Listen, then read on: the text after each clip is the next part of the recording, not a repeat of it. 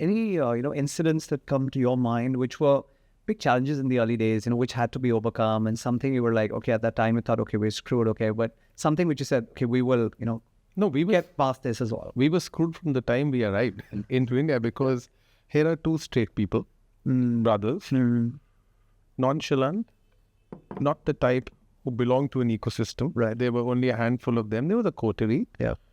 And getting into that coterie was not the easiest task. It was like a barrier, which meant either we get out of here, because this probably place is not for us, not the best networkers in the world.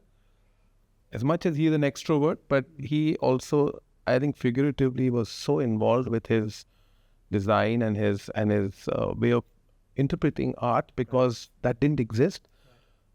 So for us, it was almost 10, 12 years of just seeping into the system, not by being accepted, but by letting our work talk. So year after year on the runway, I think we just kept blasting newer things so that people could take notice of it. Right. The journalists were very unaware of how futuristic we were as far as the contemporary take on India was concerned. So we never got their support as well. So it only started to happen 12 years after rationalizing the brand. And I think the first time we got some validation was, Nikhil, if you remember, we did this show called Camel Safari, which was inspired by this whole carnival in Pushkar. Right.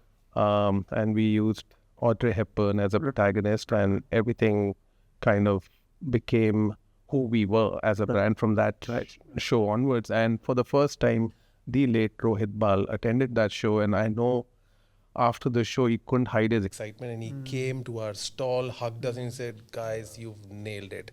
Nice. I always knew that there was something that was brewing inside the brand Shantanu Nikhil, but this has completely validated it. I think that started to become a bit, a bit more exciting for us to go And forward. this validation came almost 10, 12 years into the journey. Yeah. Wow. Yeah.